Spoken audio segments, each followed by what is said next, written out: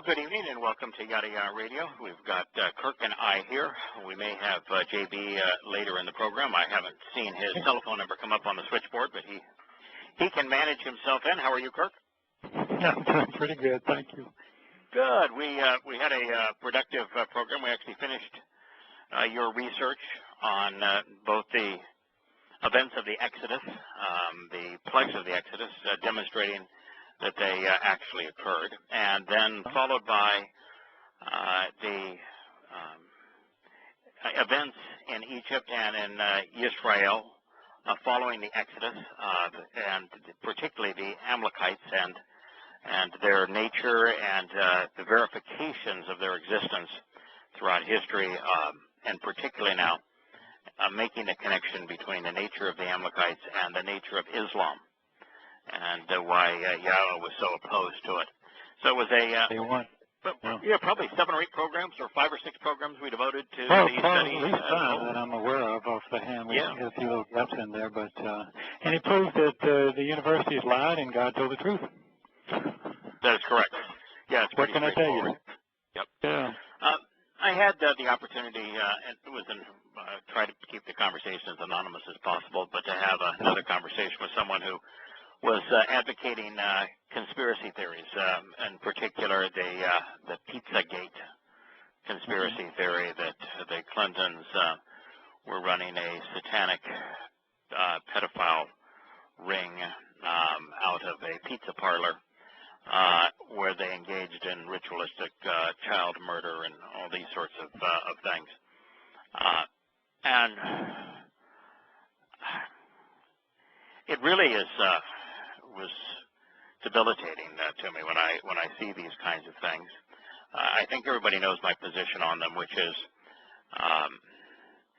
there are a few conspiracies that have some truth to them, although they do very little good at all to discuss because the connections are tenuous, and the end result is that you really don't gain anything by conveying them, and you lose a lot, because there's nothing that is more destructive to a person's credibility than a conspiracy.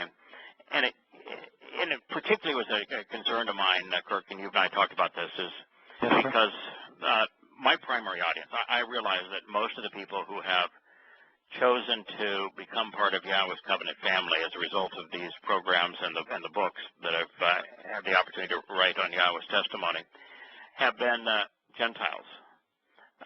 But a lot of Yehudim have joined the Israelites, have joined the covenant family as a result, and that has always been my target audience because it's Yahweh's target audience.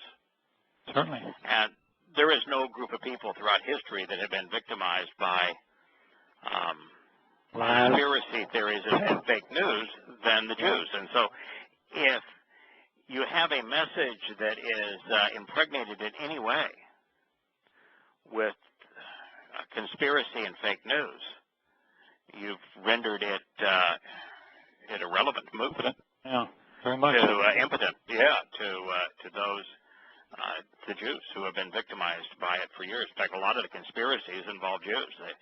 One of the major conspiracies in the world in the 20th century was the protocols of the elders of Zion. Yeah, it was a complete and total hoax based upon a French novel. They just changed the names of the characters and created this myth that became extraordinarily popular. I mean, in Europe and in many places in America, the majority of people believed that the protocols of the elders of Zion was true, and that the Jews were plotting to control the world. And it was a complete and utter fabrication.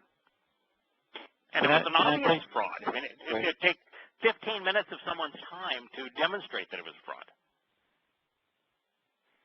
And it's still popular. And, of course, then there's the Jewish banker theory that Jewish bankers control the world. And, there's some wealthy and influential Jewish bankers, but having them control the world is just nonsense. And, they're very good as they are, man. Oh man, I hear stories like the Pizzagate story. That was just so devastating to me. Is it okay? Is there a shred of truth? Well, there's a shred of truth in every lie. There's a shred of truth in Paul's letters. Every lie. The Quran has a shred of truth. There is nothing that convinces large numbers of people to believe that which is untrue that doesn't intermix truth and lies. So, you can make a defense of something and say, well, Bill Clinton is a sexual pervert. Yes, he is. The slave trade, and particularly sex trade, is proliferating around the world. Yes, that's true. Yes. Politicians are corrupt, lying scumbags. Yes, that's true. There are nefarious organizations that make money in human trafficking. That's true. There are a really tiny infinitesimal number of people in this world that actually do something that must just really piss off Satan, and that is worship Satan as Satan. That's interesting. But even that infinitesimal percentage of people, it's probably not even 1 in 100,000 that do that. They aren't drinking children's blood. They aren't killing little children. No.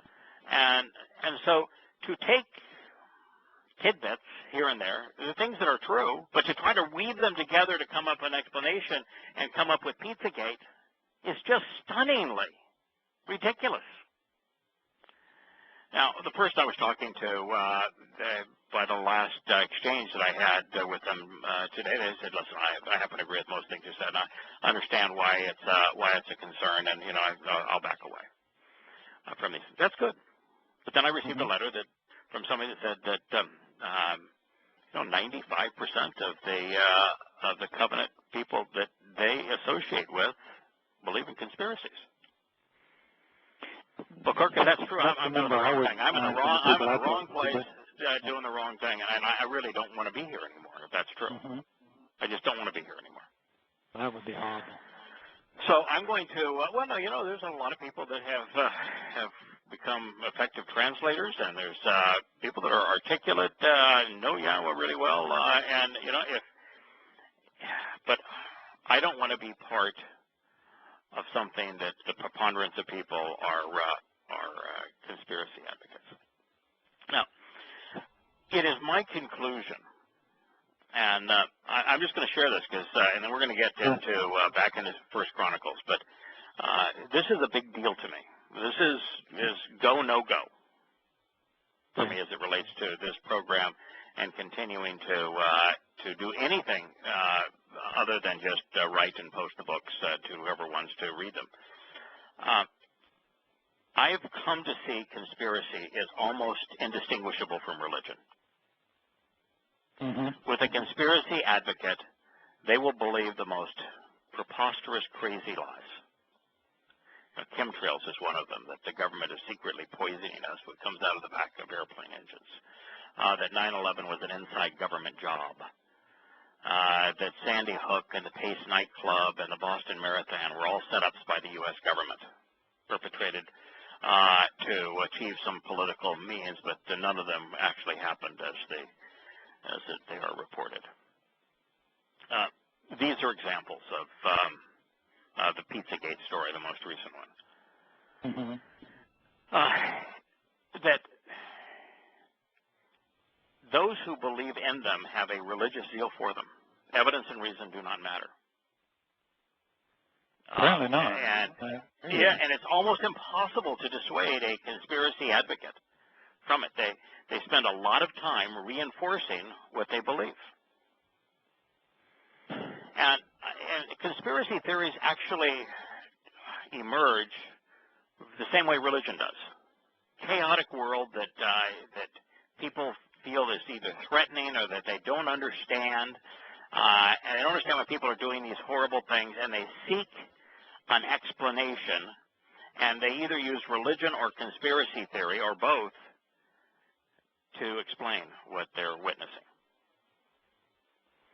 This blows me away. And It blows me away too, and so I wanted to know, and I just did this in the moments prior to this program, 5 minutes before it. What percentage of Americans, what percent of people around the world, believe in conspiracy, and how is a conspiracy theory defined? And I read some things that were troubling. It's certainly not in the 95 percentile range, but it was still troubling. The first is a definition of conspiracy. It's an explanation that makes reference to hidden, malevolent forces seeking to advance some nefarious aim. Now, not all conspiracies are untrue, but they all contradict a commonly accepted explanation for some phenomenon we witness in society.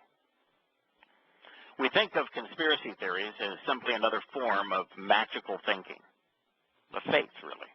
And as with all types of magical thinking, myth, people engage in conspiracy in order to cope with the chaos they're witnessing in the world. That may be more than enough there for me. That's why they do. Yeah, it's comforting to them.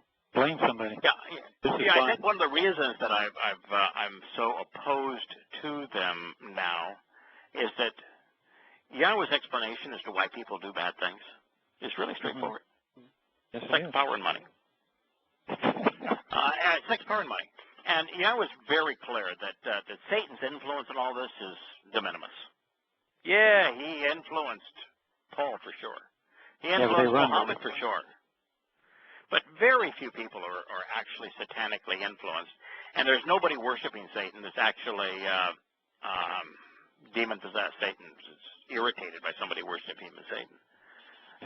So Satan's role is grossly exaggerated.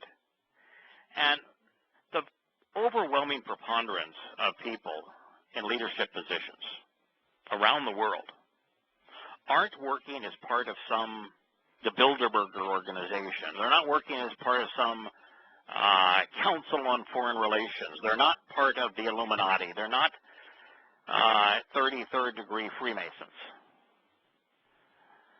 The vast preponderance of leaders around the world are in it for their own self-aggrandizement. They're using politics or the military or the media or religion to make a buck, to gain influence, to be more popular sexually. Yeah, that's sex, power, and money. Sex, power, and money. That's why Muhammad created Islam. Yeah. Now, some people do it for other reasons. I don't think Paul created Christianity for sex, power, and money. I think he did it because he just hated I think that he hated the rabbis. I think he hated Yahweh. He hated life, and Hasatan gave him this opportunity to become one of the most famous people in the world. And sometimes fame is the fourth category, and of course Paul did it for fame. Yeah. So there's nothing wrong with that. As we look at these, the big three conspiracy theories in America are, first of all, the most popular for a number of years here in America was called the Truther conspiracy. And the Truther conspiracy is, of course, the lie that 9/11 was an inside job. 19% of Americans still believe that 9/11 was perpetrated by the U.S. government. I mean, it's stunningly preposterous to believe that 19 million, 19% of Americans, which is, say 20% is what's that, 60 million people in America. Yeah, at least, believe that 9/11 was an inside job. That's the Truther conspiracy. Then there's the Birther conspiracy, where 25% of Americans think that Obama was born in Kenya or someplace else out of the United States, and that he's actually a Muslim. Obama's religion was Obama. Yeah, like most politicians. He claimed to be a Christian. He was educated in grammar school as a Muslim. He was indoctrinated as an adult, and socialist secular humanism. He was equal parts social secular humanism, a radical interpretation of Christianity, and he had an affinity for Islam. But he was born in Hawaii. A birth certificate shows he was born in Hawaii. And why do you care? What is it going to matter? Yeah. What are you going to do about it? Why even go there? And why is his religion important? I don't care what his religion is. Yeah. Let me ask you something. Yeah. Based on that, my question would be to all this is, even if there's a thread of truth to something, well, how does that advance the Torah? Right. I mean, Yahweh does spend an inordinate amount of time. Yahweh spends an inordinate amount of time exposing and condemning politics, militarism, and religion. Yeah. Well, he does it over and over again. I'm right now translating Yirmiyahu 23, and he's saying, pastors are scum, and I want to hold them accountable. And so Yahweh is constantly exposing and condemning religion and politics and militarism. Yeah. And it's appropriate for us to do so because there is no way that anybody is going to even consider what God has to say while they have an affinity for man's political, religious, or military systems. You got to let go of those things. So it's appropriate for us to take time to criticize them. But what good does it do to say, well, the U.S. government perpetrated 9/11 when all of the evidence is contrary to that? Yeah. What does it do good to say that Obama wasn't born in the United States? What difference does it make?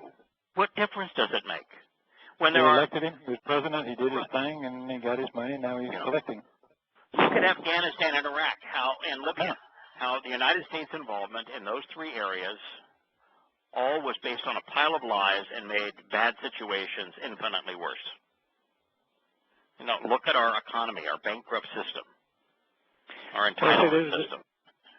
Besides the big three, you've rightfully attacked the economic systems, the media, because they are the propaganda people, and the University of Higher Education. We've talked about that multiple times. Right. How That's where the great shrines are to socialist secular. Those are the big six right there. That's where the priesthood is. In a nutshell. Yeah. Yeah. And so there have been a number of polls here recently, but typically as many as anywhere from 15 to 20,000 people surveyed. So these are big polls. The fastest growing conspiracy in the world right now? Flat Earth. Something about the Jews? No, flat Earth. Oh, come on. Flat Earth. That the Earth is really flat. Do you know that 6% of Americans believe that Osama bin Laden is still alive? I thought he was. Why would you do that? Why would you go there? 21% of voters say that a UFO crashed in Roswell, New Mexico, and the United States government is covering it up. 21% of you. Folks, there has never been a UFO, an alien life form that has come to this planet. It can't be done. Until we are transformed into light, we ain't going anywhere. We can't do it either. Yeah. Mankind's not even going to go to Mars, much less out of this solar system. 28% of Americans, 28% of Americans believe that Saddam Hussein was involved in the 9/11 attacks. Come on. And that's stupid. Oh, God. He was really anti-fundamentalist Islam and jihadists that if you were a jihadist, a fundamentalist Muslim in Iraq, you were dead. He'd kill you. He was a bad party. He was more like a Nazi, like a dictator. Do you know that 7% of those that believe that 9/11 was an inside job think that it was perpetrated by the Mossad? I've heard that, yes. Remember the first thing that they did to the Jews as far as propaganda against them? The first one is all the stuff I was reading is when they decided that somewhere between the Greco-Roman periods, they decided to call the Jews the Hyksos because everybody hated the Hyksos, the Amalekites. Yeah. Oh, it's been conspiracies against Jews for thousands of years. From day one. Yeah. 20%. Well, I mean, and what the Pharaoh said to him, he said, these people are going to get us because they keep breeding and they're going to take us over. Right. We have to enslave them. That's right. 20% of Americans, adults, believe there's a direct link between childhood vaccines and autism. I mean, that lie has been disproven so many times, and the author of the lie has been discredited, and yet 20% of Americans, my guess is it's probably half of Texans, believe there's a link between vaccines and autism. 7% think the moon landing was faked. 13% think that Barack Obama is the Antichrist.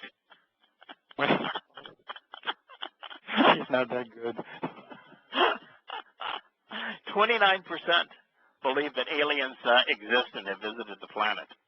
9% think the government adds fluoride to water for sinister reasons.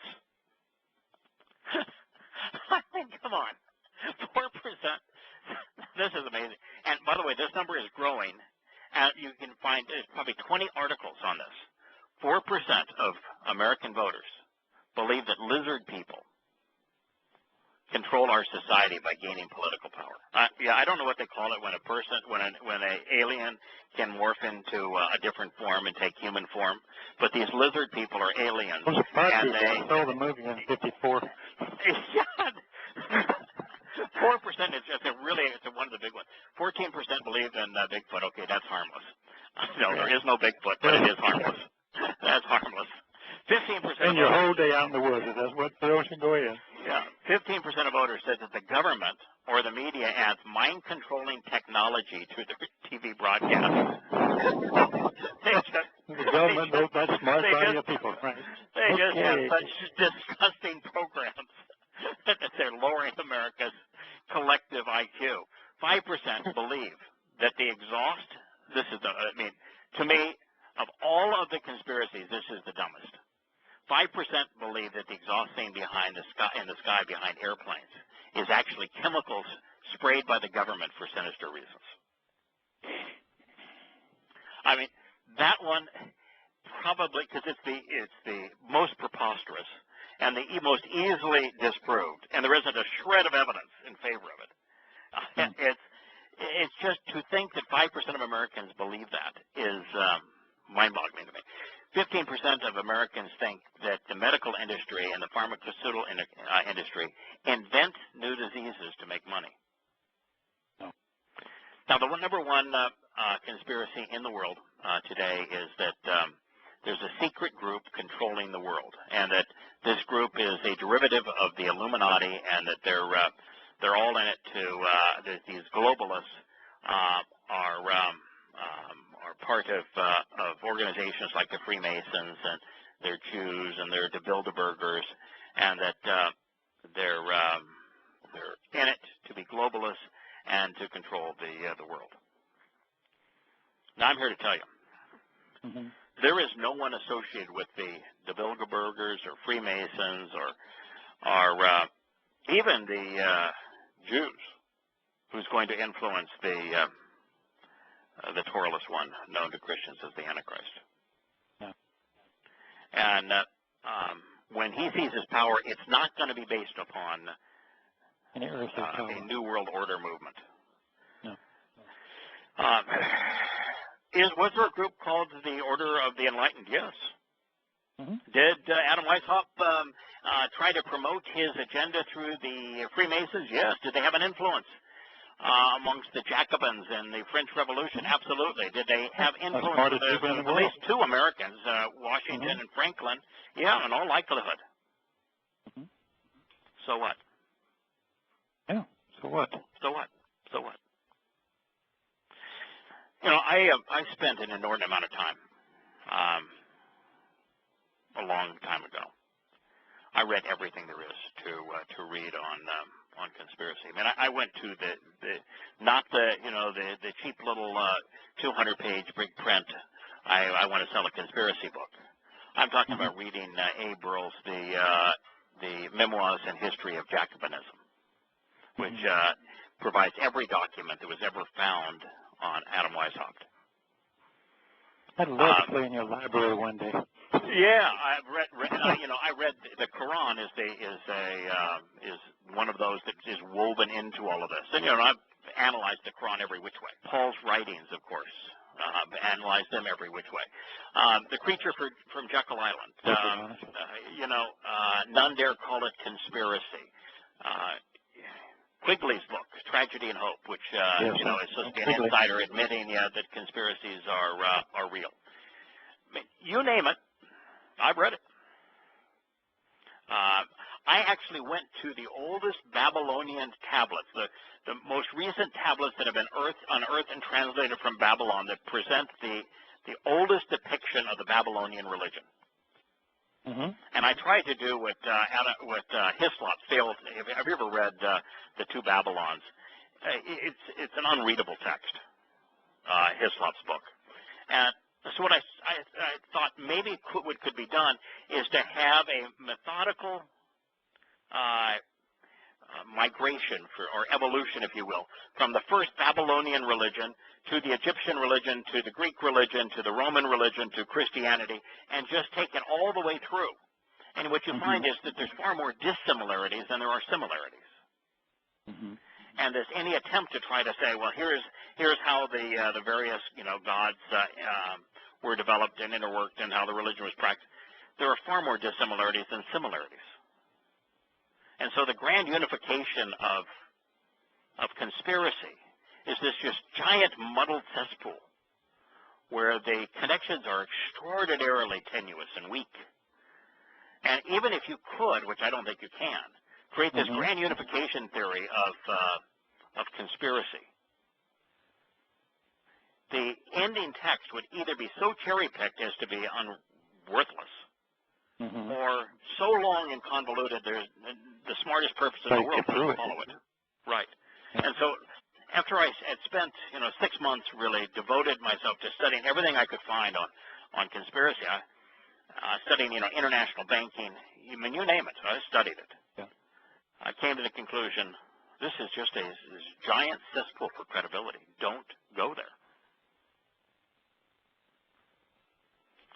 And that would be my advice to people. Don't go there. There's absolutely no merit in it. You sound crazy. It's like when Muslims say the Holocaust didn't happen. Yeah. Are you kidding? Yeah. You just come across as ignorant.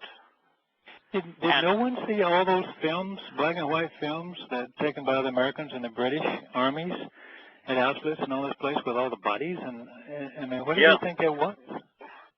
Well, but the Germans documented it. And I've been to those concentration camps. You can go and see the mountains of shoes, the mountains of bones.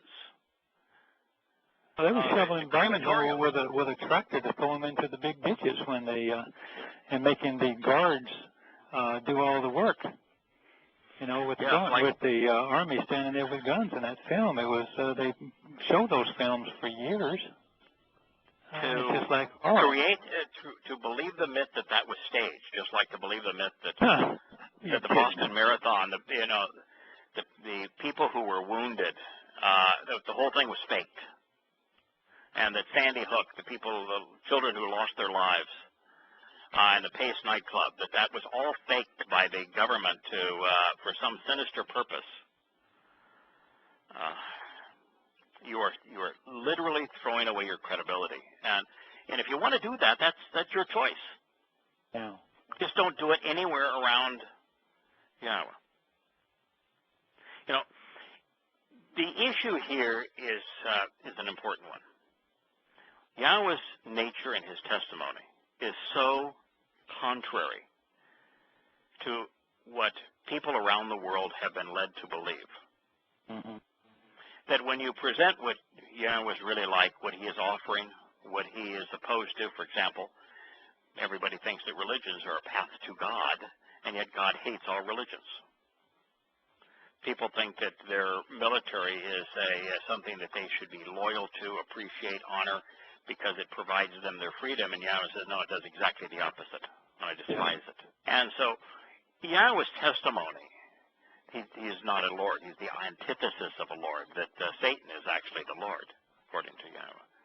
His testimony is so contrary to what people have been told to believe that if you have even the slightest nick in your credibility because you're promoting chemtrails or false flags or Pizzagates, it's just over with any rational person. You're never going to have the opportunity to take the next step. And if what you're doing appeals to, if the mixture of conspiracy and Yahweh's testimony appeals to someone that you're talking to, then you want to be really careful. Like I told this person that I was communicating with today, that yes, sir. The last thing I want is people who are willing to believe in conspiracies to attest to the validity of the testimony found in Yada Yahweh or an introduction to God. Mm-hmm. And my hope is that those who come to know Yahweh there are rational and logical and driven by the compelling nature of the testimony, and that they're not susceptible to such ridiculous ideas. Because if they're susceptible to ridiculous ideas, you're saying, what's to say then if they believe that chemtrails are the government poisoning us, and the same person believes that Yahweh's testimony is reliable? Doesn't that devalue the second? Of course. Listen, the way I view it, we have so short a period of time to share Yahweh's testimony, and it's going to get worse and worse and worse as we go, because we really are spiraling down to the last 10, at the most case 12 years, but let's say 10. Mm-hmm. Yeah, 10 to 12 years, something like that. And I look at like what you've been writing on observations, and I'm reading this stuff, and these are the signposts along the way, and one of them, of course, is the Torah, his voice, his written word, his actual places that you can look at and glean things like this threshing field and so forth and so on. And these are all the pathways to showing you the pathway to Yahweh. What do you want to talk about when you got so little time? What is important? Yahweh there's nothing along the signpost along the way that says, oh, by the way.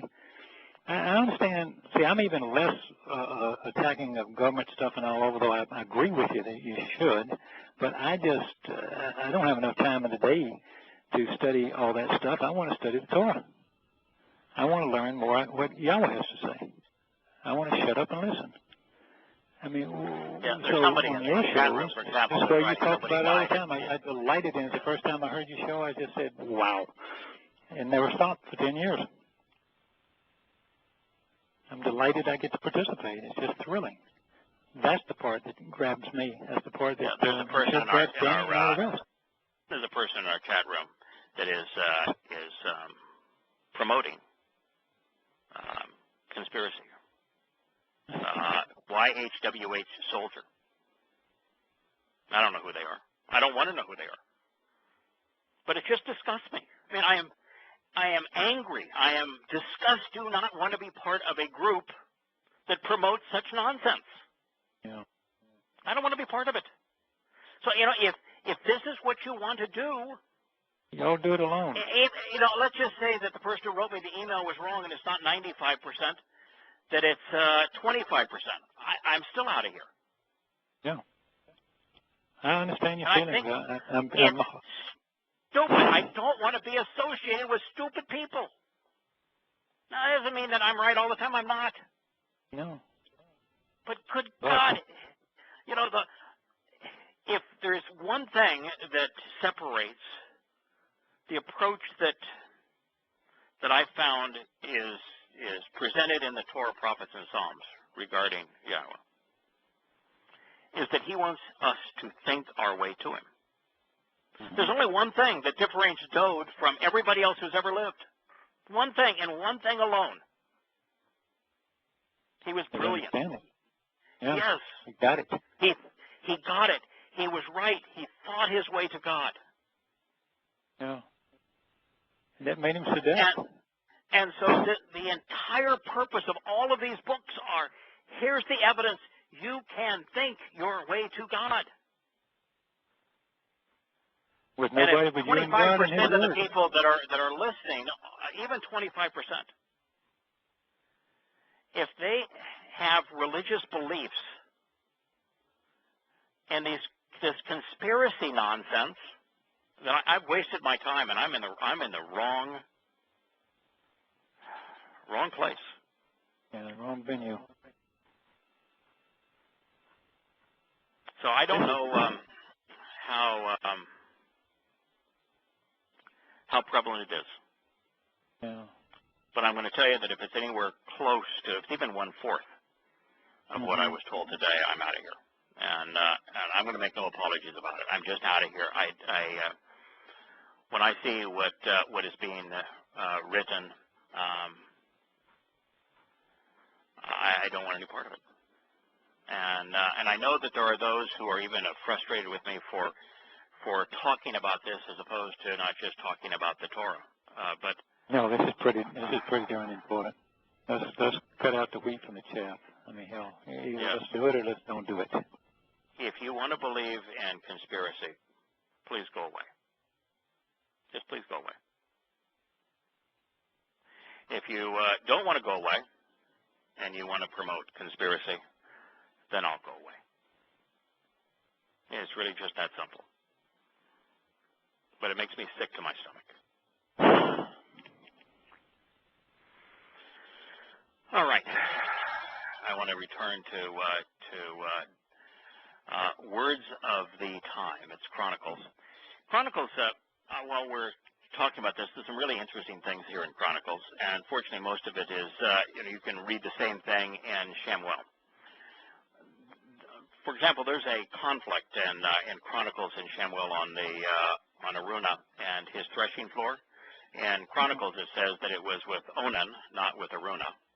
And it was 500 shekels, not the shekels of gold, 500 or 600, I've forgotten, versus I think it's 600 in one and 50 in the other. Yeah, and so somebody wrote me and says, what's the deal with this conflict? And I said, yeah, you're absolutely right. We're well aware of it, that the Chronicles has either 500 or 600 shekels and Onan versus Araunah and 50. And so what would you think the first thing that we should do if you have that question? What would be the first thing you would do? Well, I know what you did, but it's the same thing I would come to first to go look it up because I've done it multiple times. You go in the Dead Sea Scrolls and see if we got any old sources. You betcha. First thing. Validate something. Okay. Yeah. All right. So, the book of Shemuel, which, by the way, in its original was not first and second Shemuel. It's just one. It's just Shemuel. Shemuel. Yeah. Period. Not 1 and 2. In the Dead Sea Scrolls Bible, which is, it's a tool that I use only because it tells you what's available and it tells you what the differences are. It's useless for translation. It is helpful so that you know what the differences are between the Masoretic text and what's found in the Dead Sea Scrolls. That's all it has, the value. And so I use it for that. It has 44 pages, I think, of Samuel. 44 pages between the various Dead Sea Scrolls. That's a lot of material. 44 pages. As a matter of fact, the chapter that's discussing this meeting with Araunah, the Yabusi, most of the chapter is there. That particular section isn't, but most of the chapter is there. So then I looked at Chronicles. Do you know how much of Chronicles exists in the Dead Sea Scrolls? No, sir. Parts of 4 verses. There's like 3 words in one verse, 4 in another, 7 in another, and like 3 in the next. Maybe 15 words of the entire Chronicle is in the Dead Sea Scrolls. Now, was there a person named Chronicle? No, sir. fact, is there even a Hebrew word for chronicle? No. No. There's no Hebrew word for chronicle. There was no person named Chronicle. Chronicle, therefore, was not a contemporary of Dode, was he? No, not at all. Was Shamuel a real person? He was indeed. One of the biggies. Was he a contemporary of Dode? Yes, sir. Yeah. And is his name a Hebrew name? Yes, sir. Samuel. Yeah. Can I go one step further? Was Shamuel a prophet? Yes, indeed. Do we know that for certain? Yes, sir. Those prophets come true in all time. As a matter of fact, I think that Shamuel was the third prophet in the history of our planet. Moshe was the first. Now, by the way, being a prophet for Yahowah is, it is a tremendous honor. I'm not laughing. I mean, it's a tremendous honor. I mean, a tremendous honor. I'm not one, and I've never claimed to be one. It is, but it is a tremendous honor for the very few people that have been a prophet of Yahowah. But keep in mind that their only qualification was that they were willing to do the job, and they would convey what Yahowah told them. Now, occasionally, a prophet goes a little further and conveys their own interpretation of what Yahowah has said, and they're inspired to do so. Moshe and Devarim is Yahowah inspiring him to go beyond what he had conveyed, to explain what he had conveyed. So Moshe was the first. Yosha, Ben Nun, who followed Moshe, was the second. Shamuel was the third. And the fourth was Dode. Dode, yeah, absolutely. Yeah. And by the way, Dode, his parting words, well, I just finished translating Dode's parting words, and then made a running commentary on it in chapter 13 of Observations. It moved me to tears. Just amazing. But Dode, first thing he says about himself, I'm a prophet of Yahowah.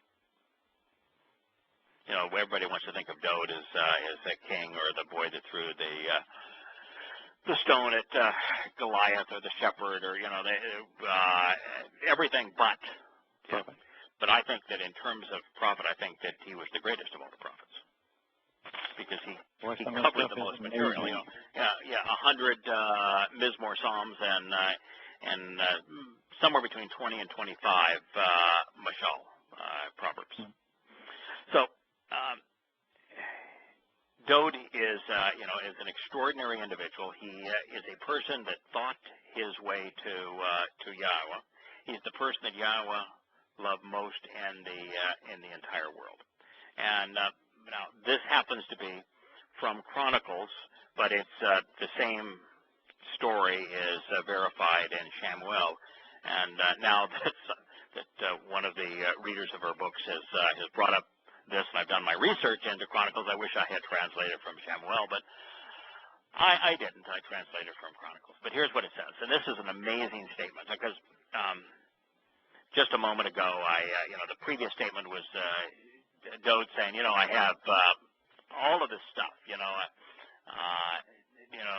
now to the extent that I was able, I have established for the house of my God, gold for the things of gold, silver for the things of silver, bronze for the things of bronze, iron for the things of iron, wood for the things of wood, precious stones for mounting, and paints and pigments of various colors, well, of all kinds of magnificent and valuable stones and white marble and alabaster in abundance. And, my first reaction when I read that is, oh, come on, Dode. You're really full of yourself here now, pal.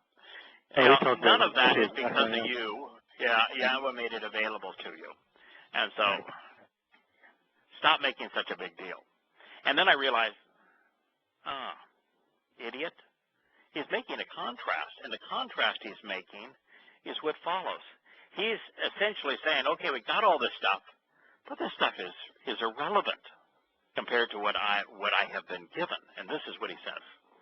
And beyond what could be expected, in my fondness and acceptance of the household of my God, of the family of my God, there is the existence of a treasure of shimmering brilliance and a yearning, a sense of being tremendously wanted and desired that I have been given by approaching the house of my God.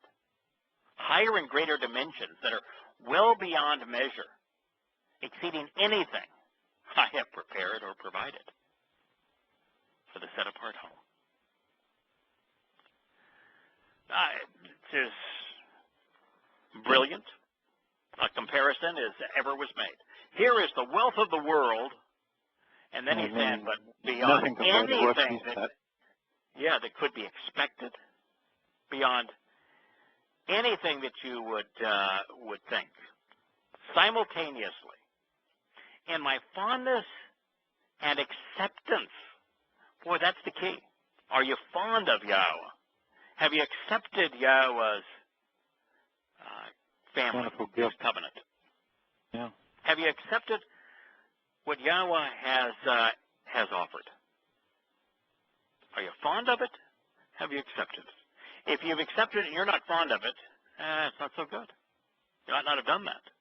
If you're fond of it and haven't accepted it, that's just not going to get the job done. So use the word ba-ratash, in my fondness and acceptance, my pleasure and my reception of the household of my God. Bayeth, the family of God. Yeah. For me. Now, one of the things about Dode is that Dode's writings are all personal. Yeah, he personalizes I like that about him. Yeah, I like that about him. Yeah. What the inference is, when God says, Dode, you are Sadak, you're perfect, you are right. And when Yahweh said, this is my beloved son. And then you read of what Dode said of himself, what you ought to be seeing is, well, if my mindset, if my attitude, if my approach, if my conclusions are the same as Dode's, I'm in like that, man. God's reaction will be the same. God's reaction will be the same. So I like the fact that he made it personal. Dode is not lecturing to us. Dode is talking about his personal relationship with Yahweh. And he says, beyond anything that could be expected, and my fondness and acceptance of the household and family of my God, for me, there is the existence of a treasure. Personal and valued possessions, an accumulation of, and the next word, zahab, means shimmering brilliance. And we're going to be transformed into light. On the gold. I looked it up. Yeah. Yeah. Really, it's in a golden shine. There's a difference. You ever buy those LED lights that have the blue cast to them? Mm-hmm. They're cold and irritating. Yes. At least I think they're cold and irritating. The blue light is cool. Yeah, it's cool. Yeah, I like the warm light of the standard incandescent. I buy LED lights too, but my LED lights I always buy in the warmer, longer wavelength. Mm-hmm. Because I like warm light. I don't like cold light. And with Dode, when he talks about the shimmer, brilliance, the light reflected off of gold, light with a golden hue, that's what he's talking about. He didn't have the vocabulary to say, I like the warmer Kelvin on my lights. I don't really care for the cold blue hue. But that's what he's talking about. A warm light. The light of Yahweh is warm. It's inviting. That's when Yahweh says, that he manifests himself as a flame of fire. Fire has the orangey, yellowish, golden hues to it. It's not only warm in terms of radiant energy, it looks warm. It's on the warm end of the wavelength of light. Can I so the number one thing is... Okay. Yeah, go ahead. Yeah. Please. No, I was going to say, in that very word, the reason I looked it up, as I looked it up, is a zayim, a hay, and a family home, the bayeth, or the bet, and it's like a pathway cut for the one who's standing in awe of the family home. I mean, guys, he's really good. I mean, the man has a way with words. He's best letterer too I've ever seen. I've been having here and there a few issues with folks that are upset on how the written word cross versus the spoken word. Dode was a master. Written language is a big darn deal. Who are you kidding? Yeah, I mean, but Dode was a master of both. But when it comes to knowing Yahweh, 100% of what we know about Yahweh is because of the written word. Dode wrote down the lyrics to these songs. And the beauty of them is that we can dig deep and find these valuable nuggets, this treasure, within the words itself, just like you did. I don't think there's anybody that has a good enough memory. I know as I get older, my memory gets less and less as good as it once was.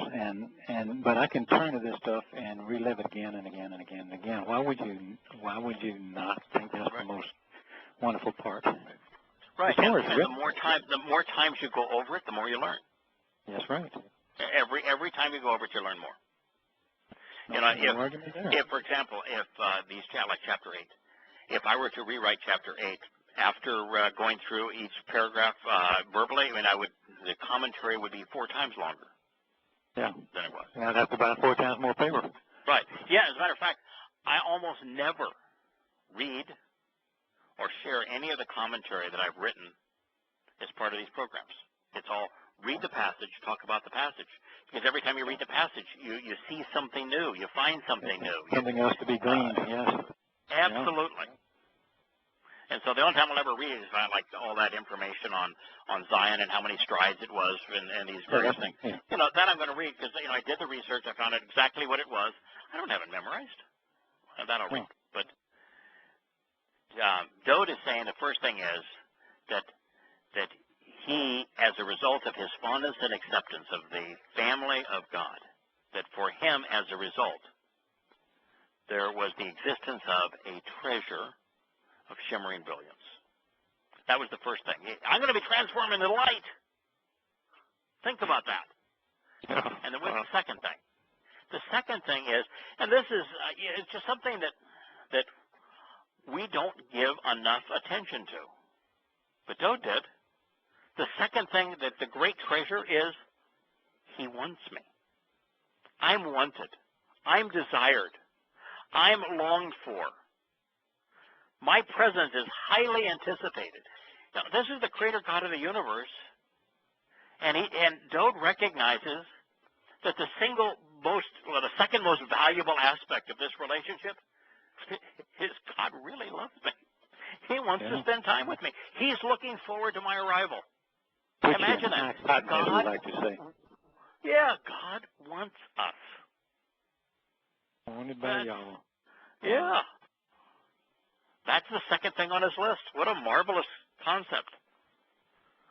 That I'm wanted and desired.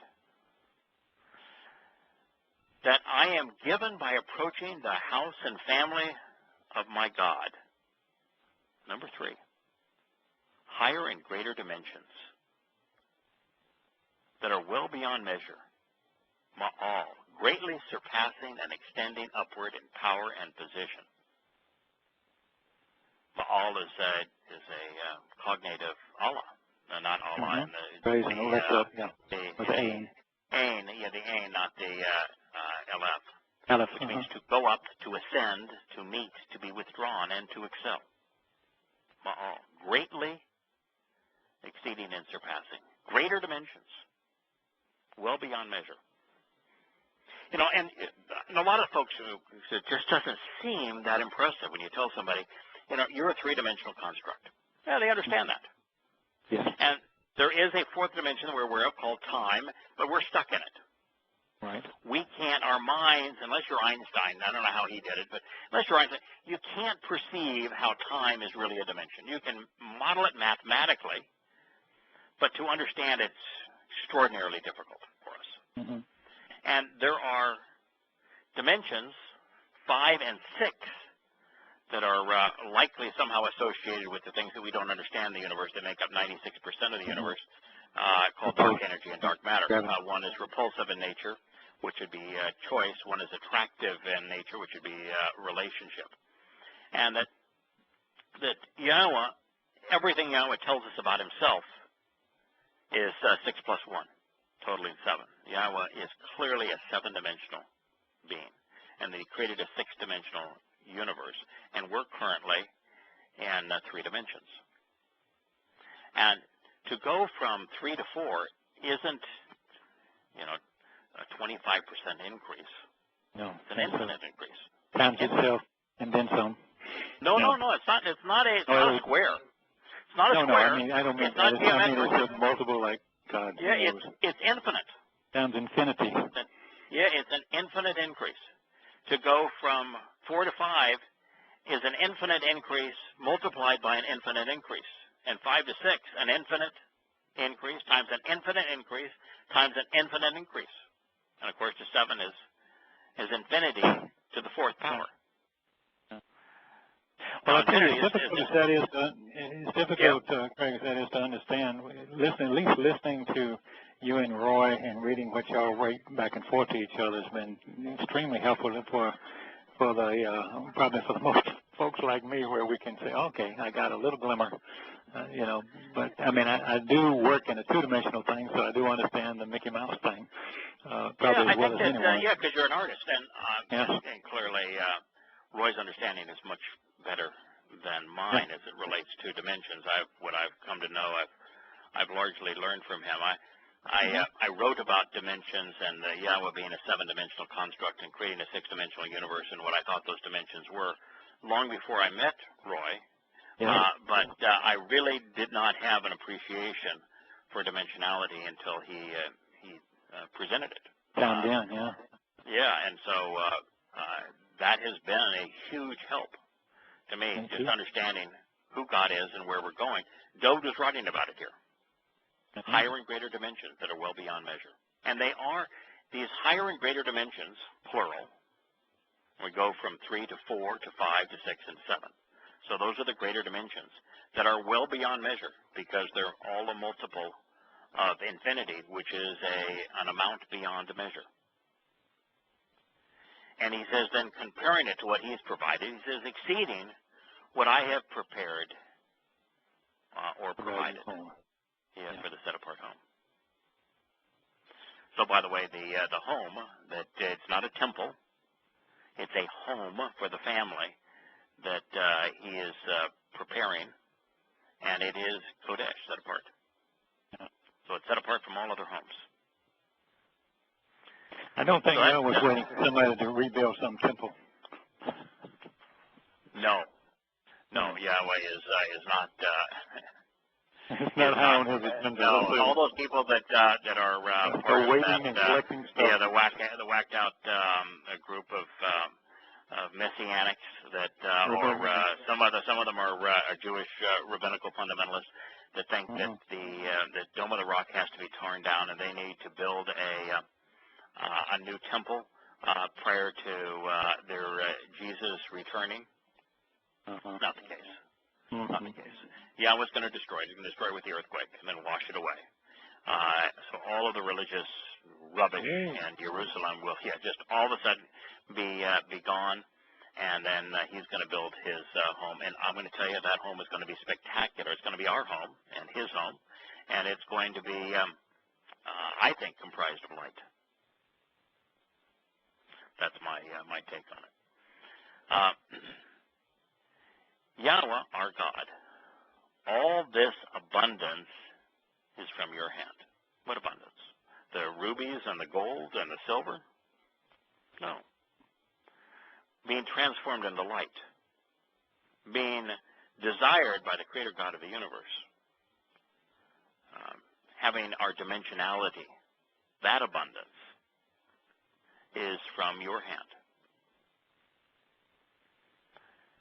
That we have provided specifically for the benefit of the relationship. It is for building, now this would be the things that Dode has provided, he's even crediting Yahweh for that, for building you a house for your set-apart name. So the name is also Kodesh, all to approach you.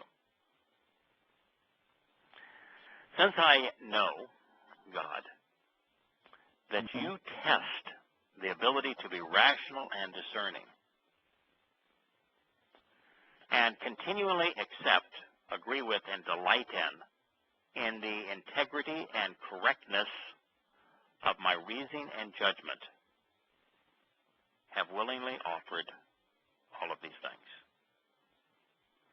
Now, to be fair, that is not how these words are translated in your KJV. No.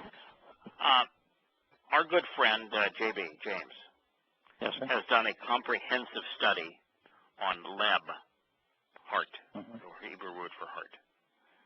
And what you find is that we use heart as a seat of emotions. So it's a place where where you'd say this is our attitude, is a heartfelt thing. Our emotions is a heartfelt thing. And we consider that which we've taken to heart to be that which we have embodied and accepted as individuals. But in Hebrew, the liver was considered the seat of emotions. Mm-hmm.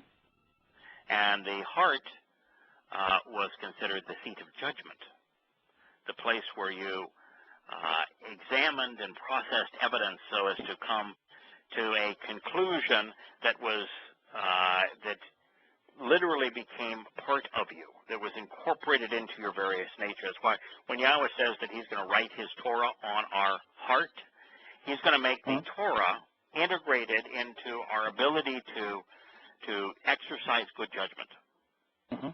That's why the Shabbat, those who exercise good judgment, will exercise good judgment on the Torah.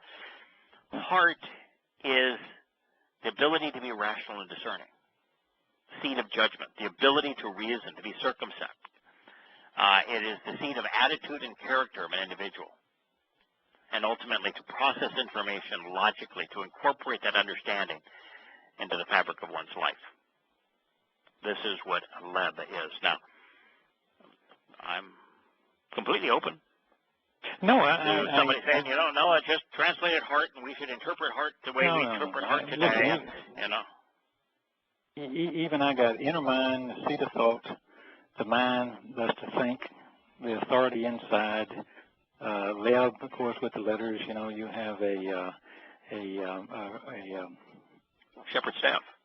Yeah, shepherd staff leading you to the family home. Yeah, it's correct.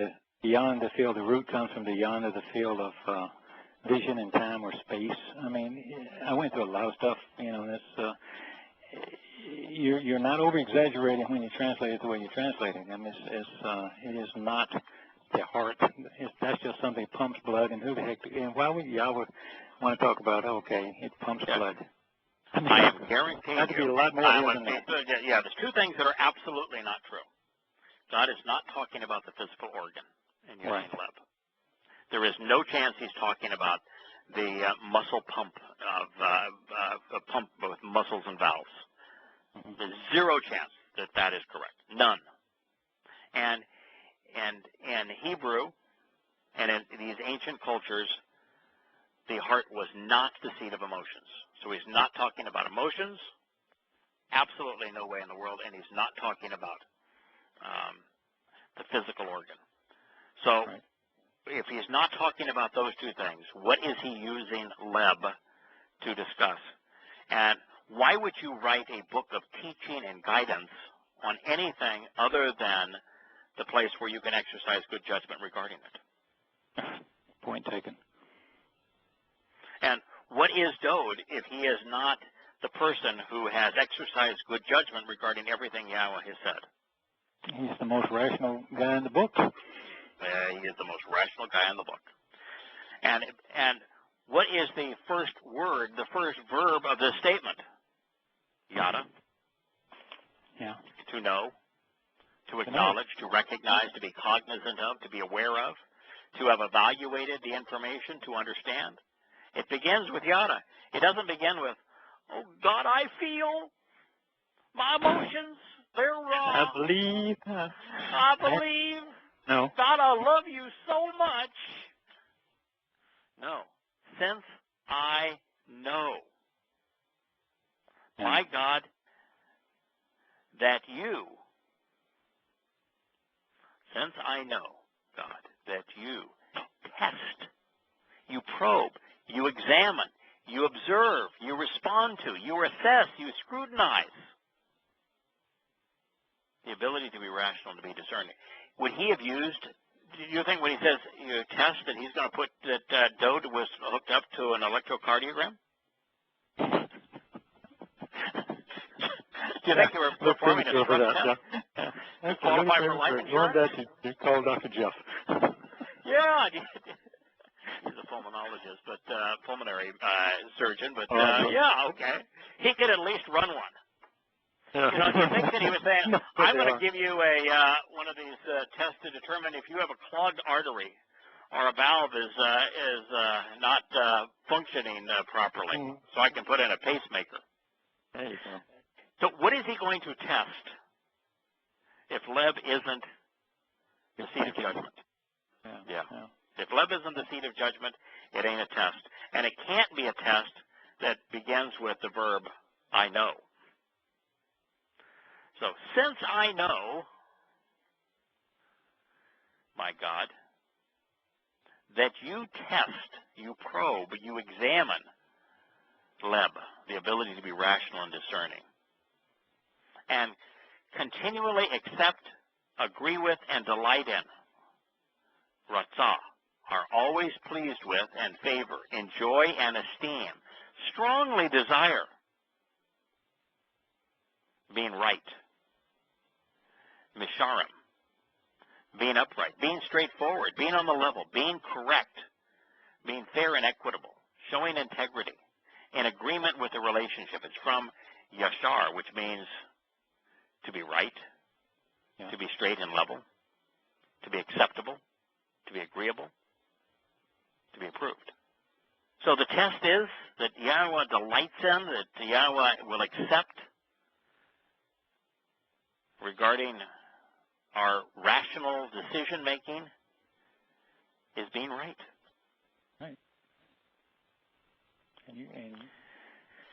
And I'd say even volitional. You have to really want to do this. You want to, and you have to come to know yourself, and you have to choose of your own volition. Yes, correct. And then it says, I in the integrity and correctness, ba yoshur, and the straightforwardness, honesty, and acceptable nature of my Leb, reasoning and judgment, have willingly offered, I have volunteered, there you go, Kirk, there you go, of my own free will and initiative to all of these things. So. Now, the good old King James would have an old bay in there somewhere. Just ain't there. I'm sorry, it ain't there. You know, since I know, my God, that you test, you probe, you examine, you observe, you respond to, the ability to be rational and discerning, and continually accept, agree with, and delight in being right. I, in the integrity and correctness of my reasoning and judgment, have willingly offered all of these things. It's what separates Dode, what makes him special. And so now, your people who are found here at this meeting, I have seen gladly and joyously approaching, by freely and eagerly showing initiative concerning you. Now, there was a group of people at the time of Dode. I mean, it was obvious that Yahweh and Dode had a cozy, comfy, enjoyable, mutually beneficial relationship, and that Yahweh just happened to be God. Well, the so this was this was an extraordinary period of time. And so there's a gathering in Jerusalem because Dode wants to pass the torch. Yahweh said, okay, you're getting old, and so we're going to go to Solomon. You know, he already said, you know, I'm a little concerned about Solomon now. He's a little soft, a little young, a little naive, a little wishy-washy. But now all the people have gathered to pass the torch, and Dode is acknowledging, you know, you came here gladly and joyously approaching, showing initiative concerning Yahweh. They weren't compelled. You know, this is not in a world of Islam where you either show up or they kill you, or medieval Europe, you either kowtow to the church or they kill you. Or else make you go. Yeah. Yeah, people showed up freely, eagerly, all to free will, and joyfully. They weren't cowering in fear. Yahweh, God of Abraham, Yishak, and Yisrael. It's interesting, he said Yisrael as opposed to Jacob, but they're synonymous. Mm-hmm. Yeah, that was similar. Our fathers. Yeah, our fathers. I genuinely and emphatically means bluntly, boldly, unambiguously, want you to choose to focus upon and highly regard this forever, concerning the purpose, inclination, and intentions of this thinking and judgment regarding your family, and prepare their ability to think, reason, and respond to you.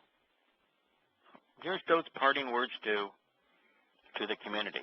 He is saying these in front of the people. And not a public prayer. He's just making a declaration. He's declaring. Yeah. Yeah. Let me ask you something. Uh-huh. What is so hard to the Christian world and the Yehudim when he says forever, la olam, throughout eternity? Uh-huh. What is so hard with people when he says that? And he says, I don't care whether it's Pesach or the Moed Mikros. Right. What is wrong? I mean, that was the thing that my wife would say all the time. We have, forever, O Lord, their word is settled in heaven, and then we'd say something else. Right. What is it? So, how can the covenant in the Torah and the Moed Mikre be eternal and forever, and then God have a senior moment and say, no, none of it's true. That was all a bad idea, and we're rescinding all that. We're replacing it with a New Testament. So you want to believe that God is incompetent, dishonest, capricious, untrustworthy? What is it? When he told you that the covenant was forever, and then you believe that the old one has been replaced with a new one, why would you? What's the justification for God lying? How do you get around? And why would you trust it? Why would you trust a dishonest God? And why would you project dishonesty upon God? Yeah, which is what Christianity does. Yeah, very good. Very good. Exactly.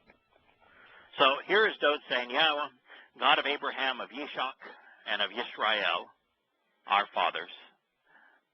And by the way, it's important. I know a lot of people have trouble with this. They don't want, particularly in Christianity and Islam, they don't want to associate Yahweh with Abraham, Yishak, and Yisrael, or Jacob. But that's how Yahweh wants to be known. These are his chosen people. This is his family. This is the witnesses he chose. This is the place he chose and the people he chose. Right. And to say that that Yahweh is the God of Abraham, and then Yishak and Yisrael to say, I'm the God of the covenant. This is my covenant family. Was he the God of Moshe? Yes. Did Moshe convey the terms and conditions of the covenant? Yes. But to say that he's the God of Abraham, Yishak, and Yisrael, or Jacob, is to say, I'm the God of the covenant, of the covenant, of the covenant. Mm-hmm. Oh, yeah, that's good. Our fathers, and including Yahowah, I genuinely and emphatically choose to focus upon and highly regard what's happening here. Consider this forever. La olam, as you say, concerning the purpose, inclination, and intentions of the thinking, of the reasoning, of the rational thought, of the calculations, and the judgment, the attitude, the conscious thinking of your family. They got it right when they were around Dode. Dode was such a beacon of understanding. When they were around Dode, they got it right. But then he says, but prepare, fashion, and form, establish and sustain their ability to think, to reason, and to respond to you. Because that's the key. We need to continually be disciplined in our ability and willingness to think it through, to analyze what Yahweh said, to shamar is equal parts observation and contemplation. Mm-hmm. Closely examine, carefully consider. Carefully consider. That is what Dode is requesting. Well, that's another reason the written word is so powerful, because you and I today are hanging out with Dode. Here we are. And Dode's hanging with Yahowah, so we're hanging with Yahowah. Yeah, we're hanging with Dode and Yahowah. When they were around him. You're right. And very comfortable doing it. Yeah, yes. And using the brains that Yahowah gave us, the Nesama, this ability to exercise good judgment, to analyze what is being said here. And then Dode says, to my son, Solomon, that's Shalomah, reconciliation and restoration from Shalom. Give the good judgment, boy. Judgment, good judgment, ability to think and to reason, to be reconciled. You can't be judgmental, you know that, right? Right. Judge not. No. Lest you be judged. Lest you be judged. Yeah. And to my son Solomon, just in case you didn't know, the Shalomah meant reconciliation and restoration. Shalom. Give Nathan the good judgment, the ability to understand reconciliation, and because it's Shalem. Shalem is from Shalom. It means to be reconciled and completely devoted to that which is accurate. Observing, Shamar, closely examining and carefully considering the mitzvah, the conditions of your covenant, your enduring and restoring testimonies.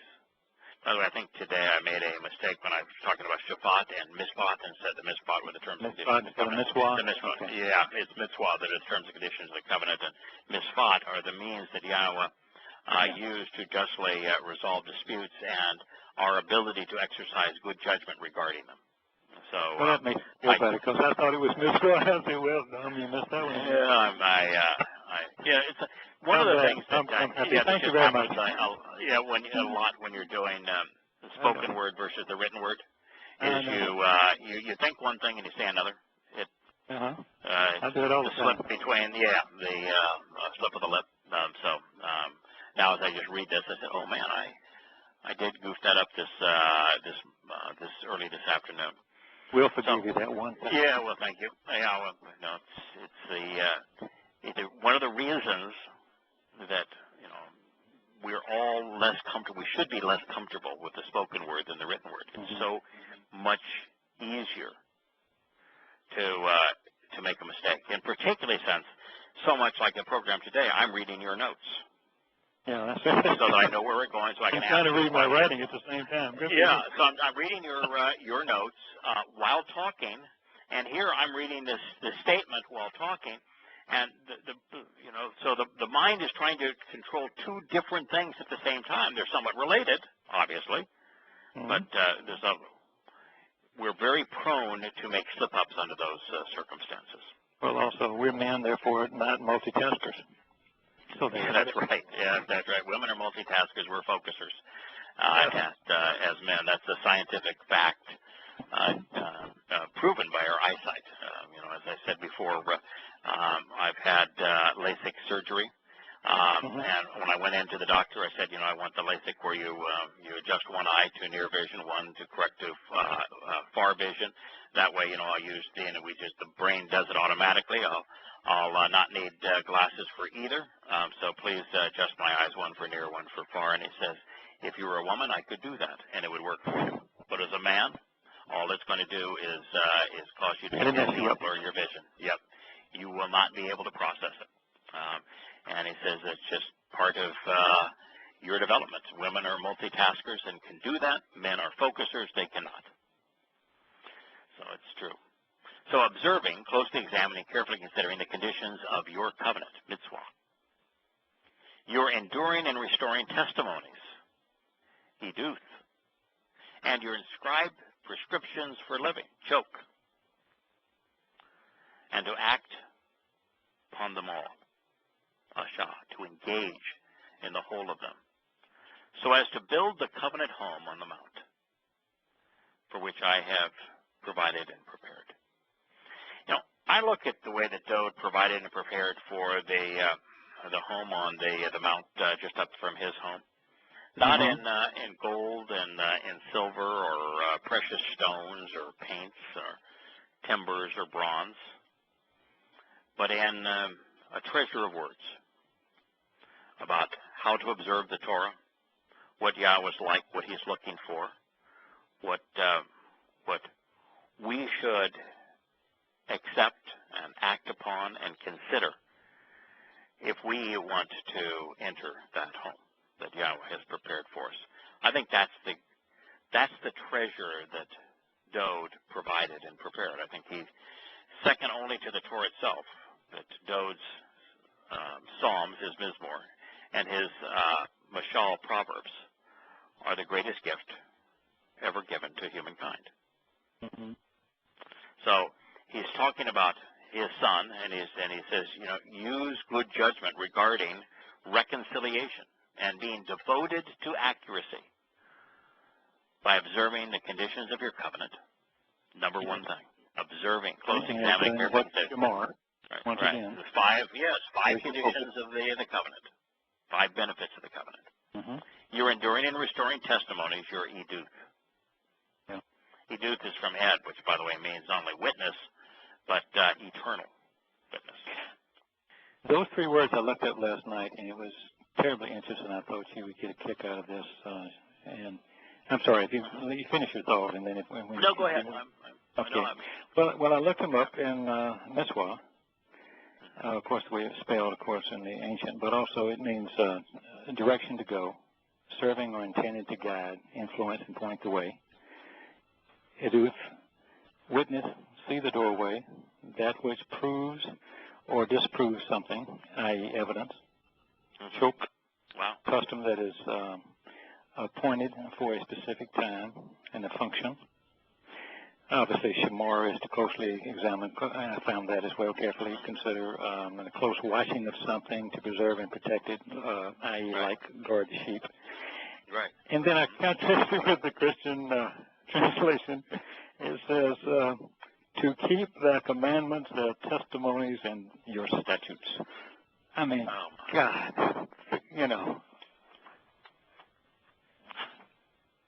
I'm just sitting there going. I don't have a problem with eduth being written in testimonies. Yeah. Fact is that eduth, based on ed, is well, that'd be okay. Means enduring and restoring, and so it's inadequate, but it isn't errant. No. Okay, I corrected on that. Mitzvah is clearly instructive terms for a relationship agreement. Mitzvah does not include the term bereth, but there's only one relationship agreement that Yahweh speaks of. So it's the conditions of the covenant. You want to just define the words. It's instructive terms of your relationship agreement would be mitzvah. And choke. Now, it's one of these, by the way, are the terms that Dode uses throughout the 119th Psalm. But choke is that which is engraved, that which is chiseled into stone, that provides a prescription for living, being cut into the relationship. A powerful term. And to act upon them all, he says. To act upon, to engage in the whole of them, so as to build the covenant home on the mount. Well, even the letters were significant. I mean, it blew me away. I mean, I got all that too. I was just looking for what else is there. Yeah. So which word was your favorite of the letters? Well, on the you've got an eye looking at the doorway, increasing, and then you have a T, which is a mark that's pretty cool. Right there. Yeah, the eye. So that means to focus, to observe, and so these are restoring testimonies and enduring witness. So to observe, when you're the door to pass over make to that God's house. Be your perspective, and then the deleth is a doorway, and then the th is the mark or the signature. Yeah.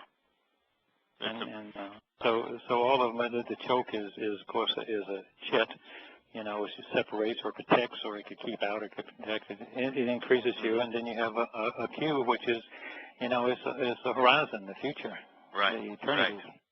Right. I mean, those looking out Right. Yeah. Out towards infinity. Yeah. So I mean, this is wow. Yeah, the marvelous terms. The alphabet describes the words themselves. You look at to build, bana. You know, it begins with the same letters as bien, child, with the family home, and the sperm with the nun. So Be'eth, family home. Nun is the sperm, the seed of human life, and ends with the hay, which is the person then growing from this sperm to an individual standing up, looking up, and reaching up to God. Right. Very good. Very good. Yes. Building the family home. So, yeah, they are powerful terms. And well, I just felt how cheaply the King James. Keep. Yeah, keep is supposed to observe. I mean, to have shamar translated keep, even though you can work keep into the definition, but it's only keep. It only means like to keep your eyes open, to keep focused upon, so as to protect life. You know, that's the only place it means keep. But shamar means to observe, to closely examine and carefully consider. And do you have to keep your eyes open? Yes. But does that mean keep in the sense of obey or do? No. He had a word for do later on. It's espouse, which means to engage in, to act upon. You know, that was the word for do, not keep. And of course, then shema, they'll change shema to obey, when all it means is to listen. Yeah. Then Dode said to all of those who had gathered for the meeting, please bless, choosing of your own accord to greet and commend Yahweh your God. Please choose to bless, choosing of your own accord to greet and commend Yahweh your God. He's right here with us. This would be a great time to just thank him. For all those in the community who had gathered for this reason approached and greeted, commending while continually appreciating and adoring Yahweh, the God of their fathers. And they were inclined to be set apart. And they made a declaration to this effect, to approach Yahweh and the king. That's why they were all gathered there. They were gathered to have a relationship with God. And they knew there was a special bond between Dode and Yahweh, and wherever Dode was, there was Yahweh. Wherever Yahweh was, there was Dode. And so as a community, they all gathered for this marvelous feast to celebrate what was probably the most important relationship in human history. You know, you could argue that the relationship between Yahweh and Abraham was the most important in human history. And I wouldn't argue against that. You could argue that the relationship between Yahweh and Moshe was the most important in human history. Some would argue that the relationship between Yahweh and Yosha was the most important in human history. Personally, I think the relationship between Yahweh and Dode. Pretty fine things to say about Dode. Boy, did he ever. Got to jump over that hurdle. Yeah. You know. Yeah, Dode models what it's like to be part of the covenant. You know, the terms and conditions of the covenant were established with Abraham, but the model for the covenant, the living representative of the covenant, the beloved son of the covenant, is Dode. Okay. And so if our ambition, and it ought to be part of Yahweh's family, to be welcomed into God's home, and to be loved like Dode, then he's the best example in the world. Ultimately rational man that thought his way to God, that kept no prisoners. If somebody was in opposition to Yahweh, they were his enemy. And he suffered fools poorly. He was aggressive. He was in your face.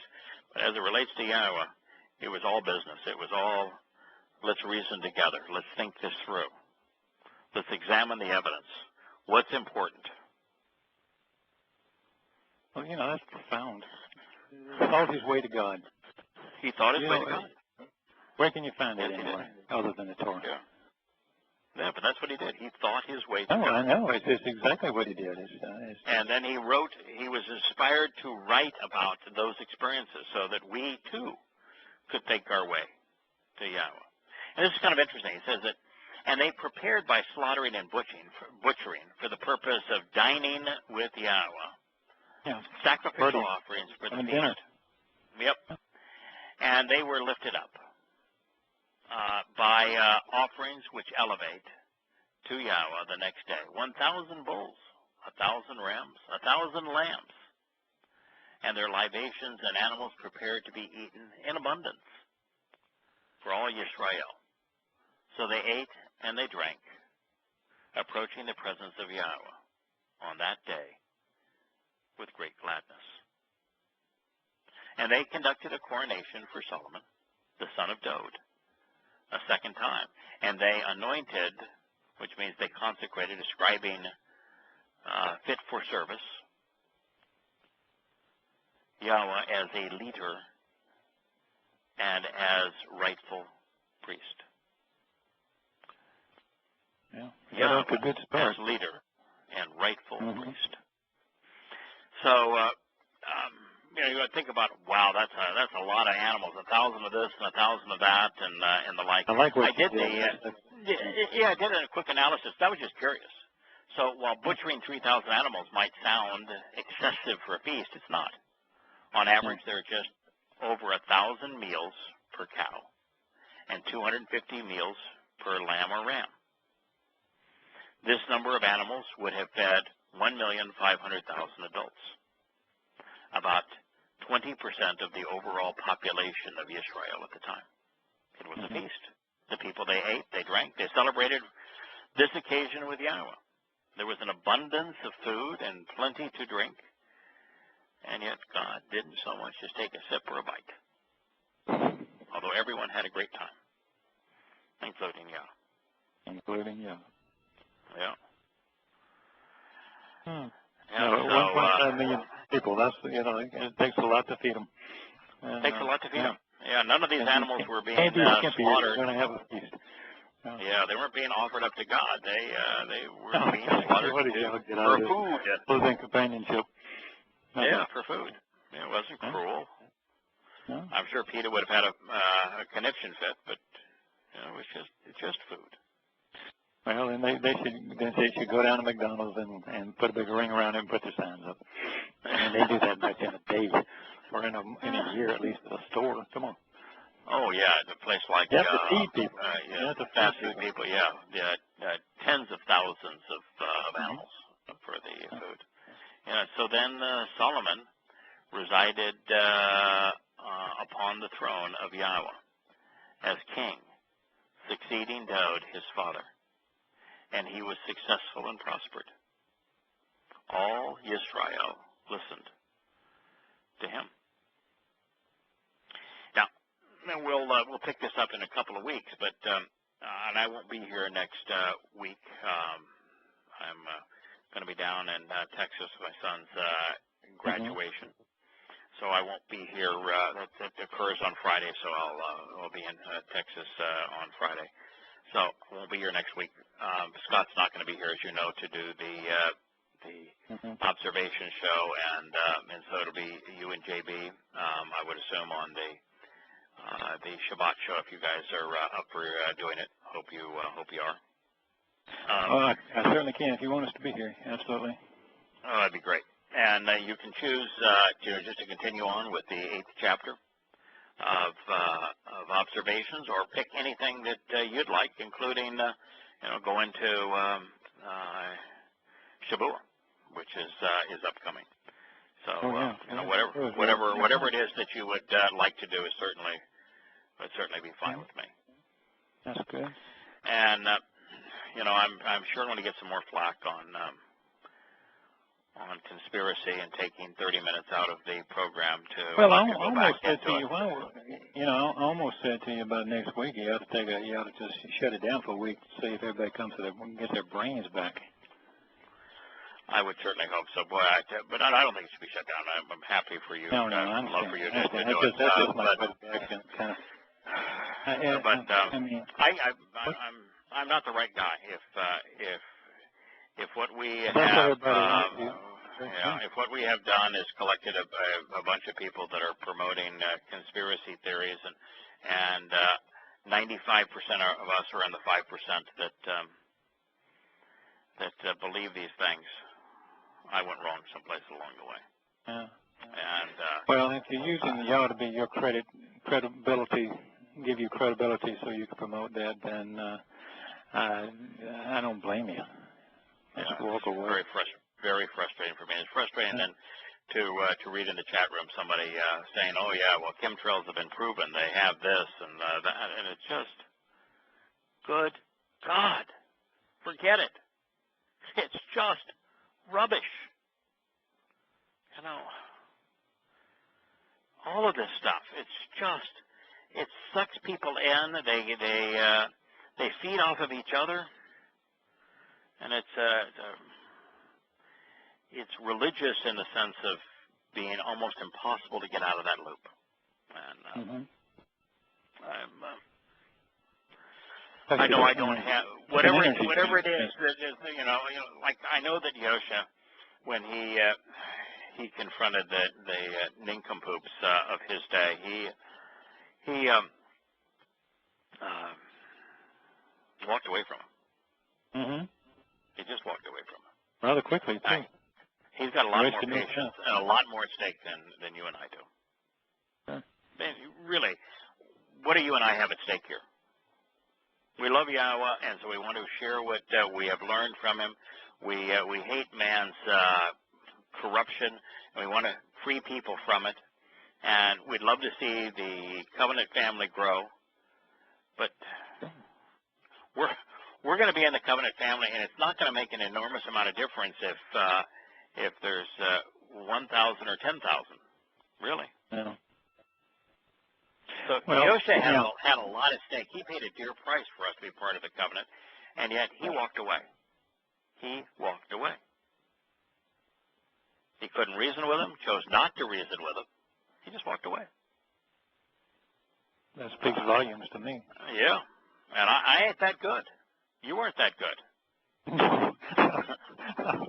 I'm nothing, pal. I'm just reading, going, wow. Well, to a large degree, that's what I do. Translate something and read it and go, wow, that's really wrong with that either. Impressive. Yeah. You know, like I was just translating in Yirmiyah 23. It's one of my favorite passages. I'm actually retranslating the entire chapter for the 13th chapter of observations because I'm chasing down shemak, the Hebrew word that is used to convey branch, but also vibrant growth. And when is he using it to reference Yosha? When is he using it to reference restoring the earth back to the conditions found in the Garden of Eden? When is he using it to talk about this transformation of life and having life more abundantly as part of the covenant family? He uses it for all three reasons in different places, and so there is a reference to shemek, the branching out and growing, in Yirmiyah 23. So, I'm retranslating, and the first time it's talking about Ra'ah, shepherds. And these are shepherds that have misled the flock, and Yah is really upset with them. And I was thinking, do I put in shepherds here, or do I put in pastors? Well, they always call themselves the under shepherds, so yeah. Yeah, well, I looked up the word pastor. And the word pastor is from the translation of the Latin pastor, transliteration of the Latin pastor. And the Latin pastor means shepherd. Yeah, I think I've read that a long time ago, yeah. Yeah, and so pastor is the perfect term to translate Ra'ah. Pastor. Pastors acting like shepherds, if you want to have the full connotation. God's, really displeased with them. And so, you just take the time, and every time you go through it, you learn something new. And why God God says, you know, what you're doing is childish. It's malignant. It's wrong. It's misleading. It's really counterproductive. Use your favorite Right. term. And, Really it's just counterproductive. It's going What to I'm put going you to in do, a terrible. right, I'm going to hold you accountable by assessing upon you all the things that you've done to victimize my flock. So you estranged them, you're going to be estranged. You misled them, I'm going to view you as misled. You were wrong regarding them, so I view you as wrong. You know, and then the next thing God says, okay, when I've taken care of them, they're gone. They've been vanquished, disassociated from Yahowah. Then he says, then I'm going to deal with the remnant of my flock. And I'm going to call them out of every country on earth, and I'm going to be their shepherd. And the moment you think about Yahowah saying, I'm going to be their shepherd, and then you think of, well, what is the title God? Is it not the ram's head and the shepherd's staff? Walking, yeah. Right, ram's head and shepherd's staff. Yeah. I'm going to be living with you as one of the sheep who is a shepherd. Powerful stuff. Yeah. You know, and who would think of God being a shepherd as opposed to God being, you know, religions, God's presented as a fearsome Lord. But a shepherd lives with the sheep, walks with the sheep, eats with the sheep. There are no lords that are shepherds, ever. Yeah. Well, that's why. So when I think David, I think of shepherd king in exactly that sense, because he walked among the people. Kings don't walk among the people like the heroes. Yeah. You know, they're cadets. They're separate. And what was Yahweh's instruction to David? Shepherd my sheep. Shepherd my sheep. Right. That's the when David got in trouble with Yahweh, what was the reason? You didn't shepherd my sheep. Yeah. Yeah. What did Yosha tell Shimon Kefish? Shimon Kefish, same thing. Yeah. 4 times. You know, their last meeting. This was after the celebration of Bokurim, just before Shabuah. Yeah. And he says, you know, Shimon of Yahukanan, that was his name, is Shimon of Yahukanan. Shepherd my sheep. Shepherd my sheep. He says, you know, there's going to be someone that's going to grab you by the midsection and to try to pull you astray. Don't let him. Shepherd my sheep. That's what he wants. Shepherd, you know, what does the shepherd do?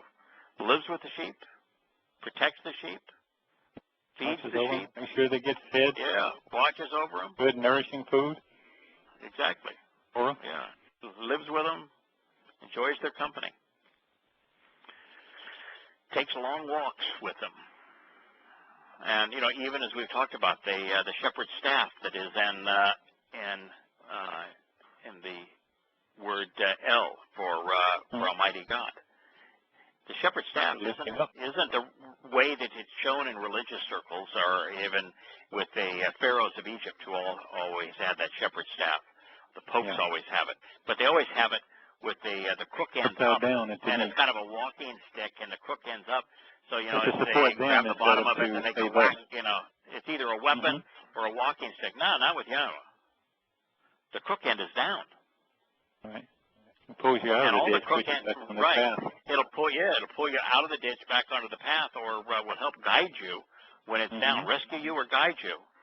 Right. And so it's the business end of the shepherd's staff that Yahowah's got out, reached out to the people. Yeah. It's very clear. I mean, if anyone can talk this deep and this clearly, that's amazing. Well, yeah, I mean, I don't talked about redundant all the time ago, because I don't have words to express it any better. It's just clarity with which Yahowah presents his Torah is just okay. You cannot miss it unless you mistranslate it. Yeah. Well, you look at Bana from Ben. And all the difference is to build the family name is that the person that is the conceived, showing by the sperm, is now standing up and reaching up to God and becoming someone who is an adult that can walk with God. But you just look at the first 2 letters, the Ben, and it's the home has one way in, and it's the top. The walls and the floor are solid. and the roof has one way in, one doorway in. It's from above, and if you look at the sperm, it's moving from right to left, from low to high. If you put that sperm next to the house or in the house, it's headed right to the light. And as a result, then you end up with a person standing up, reaching up to God in Bina. I mean, it's just every aspect of it is so profound. Yeah, the letters tell the story. All right, well, we'll see how much flack happens, but I'm really at the end of my rope here. Don't let it get you down, partner. For conspiracy. Well, it doesn't. I know, but it doesn't get me down. It's just deflating. It takes all the wind out of your sails. When you take the wind out of a sailing ship, the ship doesn't sink. No, it just loses its momentum, and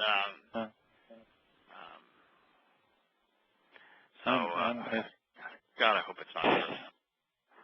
No. Well, it's been the most fun thing I do. It's the most fun thing. I don't know why everybody's not on the page with this. This is just, it's great stuff. It is great stuff. Yeah, it's just so wonderful. And this is just more important. Even if there was a thread of something to that ain't that important. If you know everything about the mafia, who the hell cares? I mean, read the Valachi papers. Who the hell cares? I mean, I know they're dogs. Let's talk about where life is, not where death is. Right. There's some people who will have the Roman Catholic Church through one of their institutions that would control the world. No, it's just not the case. It's evil. It's corrupt. Doesn't control the world. No. A lot of people vying. There's a lot of corrupt people, and they're all vying over there to fight over each other, just like any bunch of tribes are trying to kill each other. So what? I can tell you for certain that Donald Trump, as the leader of the most powerful nation on earth, is not in lockstep with Angela Merkel. The premier of Germany, which is the most powerful nation in Europe, and the head of the United States, they are not in agreement. They are not singing from the same hymnal. No. And the leader of Great Britain and the leader of France, they aren't singing from the same sheet of music either. So this idea that no, Putin's not on that same page, and the king of Saudi Arabia, he's not on that same page. The idea that the whole world leaders, the elite, are all working together for the same goal, I'm telling you, it's just not true. The Bohemian Grove is not controlling the world. No. Nor is the Council on Foreign Relations, nor is the Order of the Illums, nor is Freemasonry. No, even if they wanted to, they ain't. So they no, they had some influence, yes, but you think that, and clearly with Washington during the Revolution and Franklin, Freemasonry was a big deal, and all of his generals were Freemasons. It was a big deal. City of Washington, the way it's laid out, I mean, it's big time Freemasonry. Jefferson wasn't a Freemason, but he had an affinity for the Jacobins. But today, to say that it's Freemasonry that is controlling the United States is preposterous. I mean, look at the idiots that are Freemasons today. I was recruited one time out of college. Yeah, look at these Shriners, which is the high level of Freemasonry. I mean, they are drunken buffoons. I'm not a joiner. Go ahead. Y'all go on without me. Okay, so Billy Graham was a Freemason. So what? So what? He's a jerk anyway. He put on the wrong horse to begin with. So. He did. Yeah, so what? I don't get it. It's one of those things that, so if it's true, let's just say that wildly phenomenon that the U.S. government is poisoning the world through fuel that goes out of the exhaust of airplanes. and 1 part per trillion at 30,000 feet is somehow going to be an effective measure of mind control. I think to kill bugs, you have to fly real close to the ground. So and it's got to be with DDT. So come on. Anyway. Oh goodness, you know. But they got free will. If that's what you want to think, fine. But geez, people. Yeah, come on. It's so utterly preposterous. And what it does is the same thing that religion does. We'll focus on some things that we won't ever really think about rationally, but we're going to ignore the big picture. The simplest explanation, no, that can't be true. And it's all the evidence that planes flew into those buildings, and we see it with our eyes, and the planes no longer exist. No, that can't be true. It had to be missiles or thermite on the columns, or this government that can't do anything right actually organized, perpetrated 9/11, and then kept anybody else from, except the truthers, from knowing it. It just hurts. Well, all of it hurts. You know, the government would perpetrate Sandy Hook. For what reason? Well, the Pace nightclub. It didn't happen. No, it was a government false flag. Say what? Why? And how does the government pull it off? Well, they have political actors. That's their job.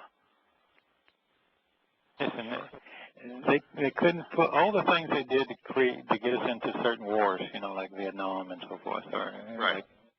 Like, okay, yeah, both the content didn't happen. But it's a well-known fact that it didn't happen. That's the worst thing in the world. I used to hate that in college, and I would argue all the time. Now, I knew when to shut up and just feed back the information they wanted because I needed to make straight A's so I could stay in class because I only could afford a short period of time, so I took overloads. But I used to hear this stuff, and the professors would say this, and everyone knows that this is such and such and such. And I say, no, they don't. No, they don't. I mean, I can give you five great example of something that very few people know that sounds just crazy when you say it. But the evidence is overwhelming for it. Is that anthrax was the source of the Spanish flu? Well, we did whole show on this. That it was a German national in America that tested it with the Border Patrol along the Mexican border and found that it had like a 90% fatality rate with horses and about 70% with the troops on those horses. And that Wilson and Colonel House got wind of it and decided to test it on people, and did it at the Kansas Recruiting Center for troops marching to go to Europe. And he infected them with it, and they went over to Europe and infected Europe with it, and over 100 million people died. So they can reorganize the way they want, redraw the lines of everything in Europe. Right. That makes him one of the biggest mass murderers in history. It does. Yeah, my son and I were talking about Woodrow Wilson. My son has a PhD in medicinal chemistry. He understands the stuff. He has also independently researched Woodrow Wilson. He puts Woodrow Wilson in the top 5 most menacing people of all time. He's of the conclusion that Paul is the single most despicable person on earth. When God ranks and does trials of most despicable to least despicable, that Paul will clearly, with probably 10 billion souls, he calls him out. Be the most despicable. And my son has Muhammad as second most despicable, and Hadrian is probably third most despicable. But he has in his top 5 Woodrow Wilson. No one killed more people. Yeah, and Woodrow Wilson ahead of Hitler. Yeah. Well, Hitler couldn't do that much damage. No. Seriously, I mean, that guy was that was the bad news of all bad news. Yes. Yeah, he was a real scumbag, Woodrow Wilson. president of and they sing his praises Princeton. to this day. There was a show not too long ago, and I kind of got sick just looking at the commercial. Yeah, what's amazing too is they know now that he was a racist, so they've begun to pull his name off of buildings in Princeton. But really? He has a library, and I think it's Stanton, Virginia, is just across the Blue Ridge from Charlottesville. And every time I just drive by it, I want to cringe. He's the one that created clandestinely the Federal Reserve, and think of the damage it's done. The federal income tax is another one of his. He deliberately created the hoax of the sinking of the Lusitania. It was deliberately this done guy was nothing he to wouldn't justify, World War I, where so many Americans died, to justify banking interests, J.P. Morgan in particular. So there are some things in history that are worth exposing and condemning, but they're few and far between. No, we got plenty of enemies to throw rocks at. We don't need to find and make up ones. No. I do enjoy, though, doing exposés on Americans like Ulysses S. Grant, for example, Abraham Lincoln, who was the antithesis of what he is enshrined to be. I mean, he was an overt racist, and it is. I think that doing that has the advantage of helping people know that America has never been great. That it's been led by scumbags for a very long time. I think that there were some. I think Jefferson was one of the most brilliant people in human history. He wasn't right about everything. He was wrong about many things. But man, that guy, he had a great ability to think and understand. So there was some. Well, he knew what would work and what absolutely would not. And he stood his ground on a lot of things. So I don't disagree with you. It's just a shame that a brilliant mind like that didn't get hold of the Torah. Yeah, I know. It would have been, but resources are so much more available to us than they were for him. He at least knew, contradicted Yosha, and he removed everything Paul said from his accounting of what Yosha said and did. I've seen the book where he cut it all out. I've seen his cut it all out. Yeah, and then he wrote to a friend and said that Paul was the first to corrupt the message of Yosha. He had it figured out. Was that Madison he wrote to? Yeah, I don't know who that letter. No, that letter I don't think was to Madison. Madison, his concerns when he wrote to Madison was over the Second Amendment. Didn't go far enough to cover his concern about the establishment of a military. He did not want America to ever have an established military. He understood Samuel's point of view, didn't he, when he always told Samuel, don't have a king. Exactly, don't have a king. And because this is what the king's going to do, and the first thing he's going to do is create a military. And then he's going to use it. Yes, indeed. I agree with you on all that about exposing America so that Americans will stop this nonsense about what they believe and or what they have faith in, because it's not a belief, because belief has got to be based on some facts. And the facts are that America really has made every bad choice you can make. And it's so obvious. I'm just so disappointed in a generation mind that grew up with the Vietnam War, and they understood that the government was rotten, and all of a sudden now they're patriotic up to the teeth and send their children off to war and their grandchildren off to war. What happened? Yeah, what happened? What happened in America that all of a sudden caused both the left and the right to become pro-military? Yeah. Because right now the left is everybody as patriotic pro-military as the right is. What happened? Yeah. It's numbing. It's just dumbfounding. I just got an email from JB. I guess it came in right at the beginning of the show. It says, guys, I'm sorry for the late notice, but I burnt my hand really bad with some boiling water. I don't think it's too bad, but I'm in a bit of a pain and distracted by it, so that's why JB didn't join us. Yeah. Screaming and hollering probably wouldn't help, but I'm sorry to hear. Yeah, I hope he feels better. That's just amazing how 1 second can change a period of days. The only thing worse than boiling water is steaming water. steam has got more energy than boiling water does in terms of doing damage. But boiling water, man, that stuff, you'll get a third-degree burn in a hurry. Sure.